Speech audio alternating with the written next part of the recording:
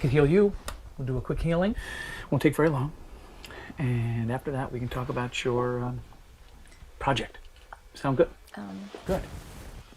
Oh, actually, I'm okay right now.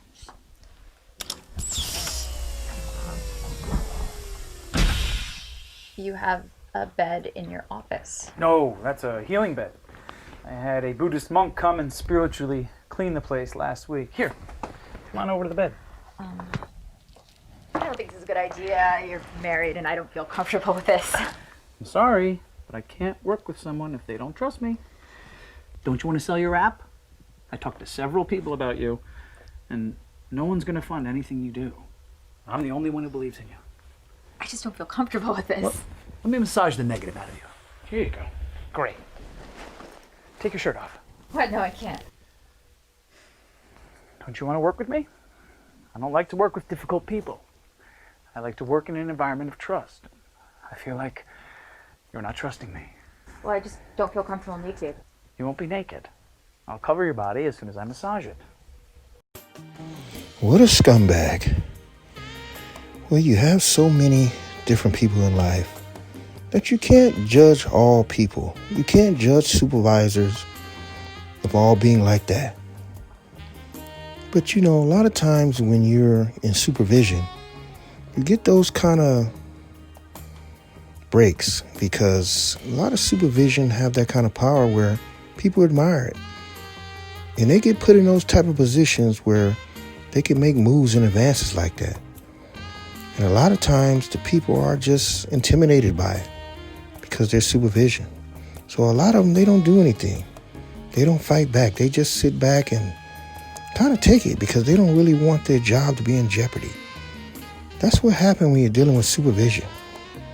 And especially if the supervision is a scumbag. Because if he's a scumbag or she's a scumbag, you have a big fight on your hand. Because a lot of times, you know, when you fight upper management, they can put a lot of pressure on you, make you feel uncomfortable. So a lot of times people just sit back and they won't do anything. But a lot of times supervision, they come in and they work so many long hours. And a lot of them get a little arrogant, where they think they can just get away with a lot of things. So they may make that move on you. They may put you in a certain spot where you're vulnerable, where they can come visit you, maybe even make advances on you. And it's going to hurt because you strive so hard. You go to college, you get your degree. You do all the right things just to get that promotion and to be able to work around different professional people. Then when you do, and supervision comes at you like that, what do? Do you just freeze up? Do you take it? Especially if he's a scumbag. That's what we're talking about today. How do you deal with it? How do you deal with it so you can keep making money like this? So money can just keep pouring into your life. But it's very hard because you're always going to get touched. You're always going to be felt on.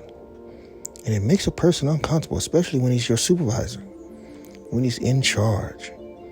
You just want to do your job. You just want to do your work, even if it's in a medical position.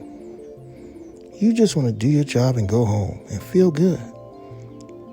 But you don't want no scumbag just coming up on you, trying to do you any kind of way, trying to touch you, trying to feel on you. And that's what scumbags do. No matter what kind of position they're in, they're going to make that move. Always coming over to my desk to get a pencil and, you know, brushing against my shoulder and smelling my hair, and it just makes me feel very uncomfortable. So basically you're accusing Claire of sexual harassment in the workplace? No, well, sort of. Well, let's get her in here, see what she has to say about it. Oh, I don't think that's Claire! Can you come in here, please? I'll have to call you back.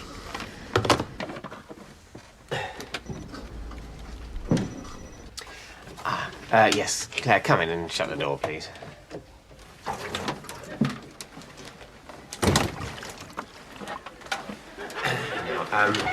Claire, this is a little bit delicate. Mike says that you've been a bit inappropriate in the office. What? mean? Well, it sometimes feels. I feel a little bit uncomfortable sometimes with the touching. Well, I'm sorry, genuinely. I thought I was just being, friendly. There you go, Mike. She was just being friendly. And from my point of view, I don't know what you were complaining about. Martin? I know this seems like a lot of fuss about nothing, but I honestly think if I were a woman. Oh, yep, come on in. Oh, I'm really not comfortable with. Mike, it's fine. They're just doing something with the wires in the ceiling, and none of them can speak any English anyway. Sorry.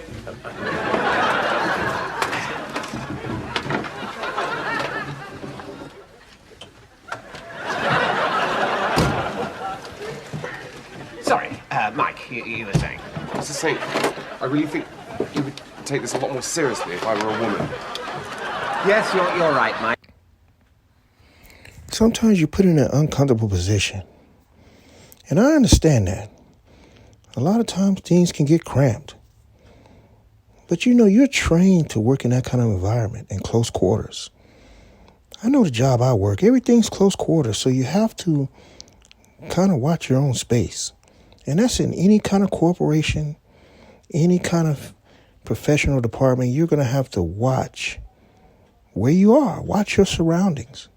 Because a lot of times when you're sitting there, you're dealing with a lot of people.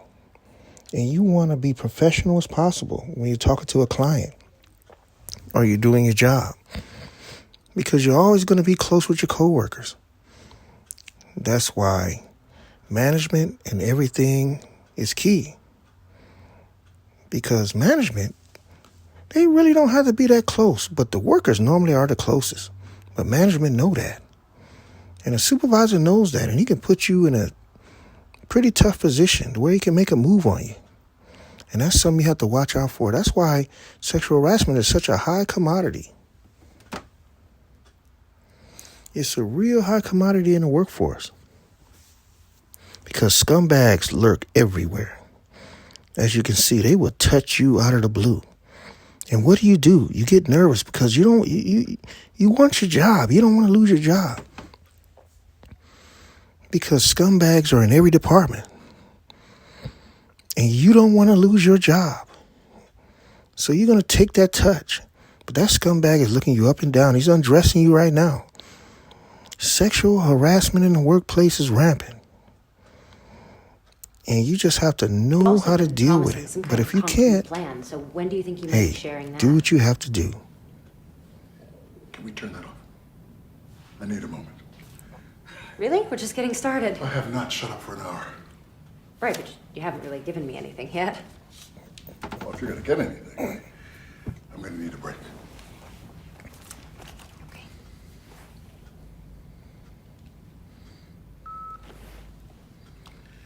Truth is, I'm impressed. I haven't been asked such intelligent questions in a long time. Nice. Thank you. Thank you. I haven't even gotten to the hard part yet. No doubt you're going places, young lady. Thank you. And thank you for the interview as well. I can imagine it was the last thing that you wanted to do after such a long campaign meeting. I can think of worse. Well, thank you. You're a very intelligent, strong lady. It's my pleasure. Thank you. Listen, I haven't had anything to eat since this morning. Do you mind if we get something to eat? No, of course not. Whatever you need to get through it. Whatever I need to get through. What exactly do you have planned? Well, I don't know. At least you're getting a last meal. So, what would you like? Anything is fine. I'm easy. I eat pretty much everything. Really? What do you... No. I'm sorry. I was just surprised. It's rare you meet a lady who likes to eat. Come on. You have no idea. Listen, you really are a very attractive, intelligent young woman. So, what would you like? You want to order in? Actually, there's a really nice Italian place around the corner that my husband and I love, so maybe we just go there and finish the interview there. Not sure I really feel like Italian. Could something else work for you? You're very smooth. You're very smooth yourself. You know, I'm not actually that hungry. I'd like to just maybe keep going. Sure. Let's keep going. You know what I mean. I want to, let's just be serious, okay? Is it possible to just continue the interview, please? Sure.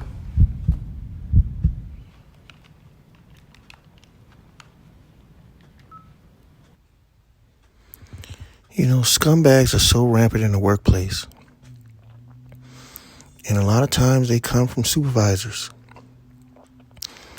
Sometimes they can come from captains, they can come from COs, and especially your own coworkers. But as I talk about this today, scumbags, you just got to know how to handle them. If you got to put paperwork on it, you put paperwork.